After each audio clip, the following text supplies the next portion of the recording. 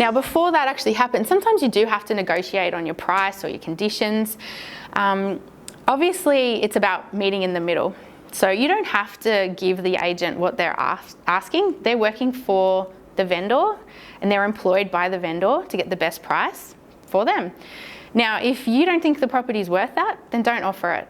If they say, oh, we really need you to offer $5,000 more, if you don't want to, you just say, well, I don't see the value there, and that's okay, and you walk away. It's not an argument. It is what it is. They'll find someone or they'll meet the market. So don't ever feel bad about that. Always know what you think it's worth and stick to your guns.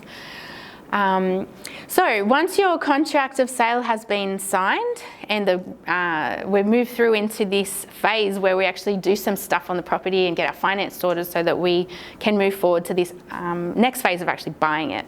So building and pests we've talked about. It was on the expression of interest form. Go and you actually get a building and pest inspector, get them to come out, and they will do an inspection on the property and you pay them directly out of your funds to complete that we've put money aside for. You send me the fully signed contract. It's called a fully executed contract of sale. So you've signed it and the seller signed it, then you send it to me. And I rejig all of our numbers if we have a pre-approval, update our application with the bank, add the address, add the actual purchase price, and we decide together before we do that, obviously, on what your loan's going to be, and I let the bank know, and I ask them for formal approval at that point, unconditional approval. Usually that takes about minimum 2 weeks, but if you can, 21 days or 3 weeks is great, particularly if you don't have a pre-approval, but we can chat about that down the track when you are putting in offers on properties. At this point, you might also want to do some searches, and the conveyancer may have already advised you on that when they reviewed your contract. So if it's in a body corporate, for example, they might want to look at the disclosure statement, which shows the health of the body corporate.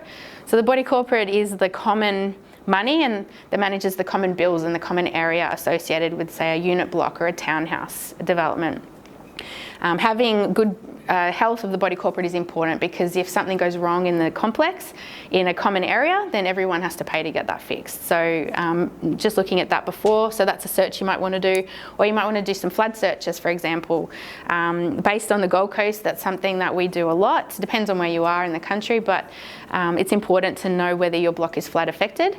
Another way to do that is actually to order a quote for insurance, because that will tell you pretty quickly if your premium is going to be very high as well. So I also recommend getting an insurance quote at this point as well. So once we're working through all these things, we usually have about 2 or 3 weeks to go through this stuff. You might have asked for an extended settlement for whatever reason, so we might have longer. It just depends on, you know, the negotiation that you did with the seller. But essentially, we just want to make sure that this is all sorted. We get unconditional approval, and now we're going forward. Now that balance of deposit is likely to be due at this point when we know we're going forward, and that gets paid into the real estate agent's trust account. That's the big amount of money that we talked about.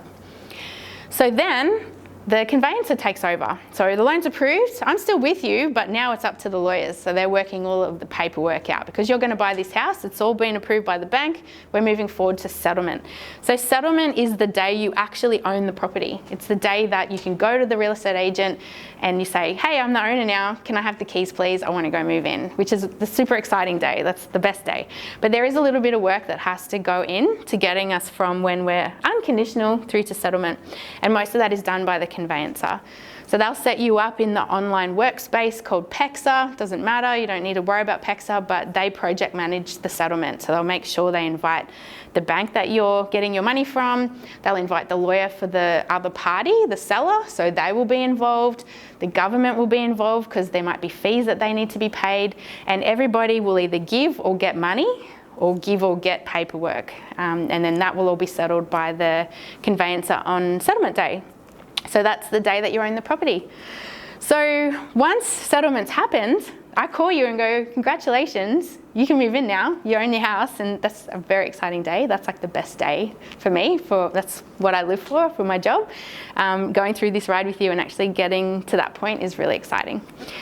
But then there's the post-settlement, and I don't go anywhere. I'm with you from settlement right through and into the future. So once you own the property, then often it's like, oh my gosh, I got to move in, I got to do this, I got to do that. And it's more about moving into the property, which is great, but don't forget that I'm still here if you have any questions about your loan. So it will be set up on settlement day. You will have your loan available to be viewed often in internet banking. You need to set up your internet banking. You might want to change the way you manage your money. Your transaction accounts might need to be moved over from the bank you were with to the bank you're going to be with, particularly if you're trying to make utilisation of a package. So all that stuff still needs to be done. And then the offset accounts, if you're setting up any, they need to be linked. So that all needs to be done with the bank yourself after settlement. I'm there to help you, but just don't forget about those things as well. Now, ongoing, after settlement, I'm going to be here with you for the long term. So we offer a rate review every 12 months. So after you've had the loan for 12 months, we sit down, we go, hey, can we get a better rate for you with this bank? Always making sure that you're getting the best deal, and a full health check after 2 years, just to make sure that what you've got is still working for you. And we may want to look at refinancing you at that point, or whatever your needs are at that point, just rechecking in all the time. In saying that, you can always reach out to me at any point if you need anything. I'm always here in the background to help you with anything that you need, or if you don't understand anything, let me know. So now we've covered everything, or the basics anyway. It's time for you to book in your strategy meeting. So you're ready to go out now and do all these activities and then book in with me. So this is the part where the rubber hits the road. The strategy meeting takes about an hour and a half. We sit down either face-to-face or on Zoom or Teams or a virtual meeting, and we go through your details.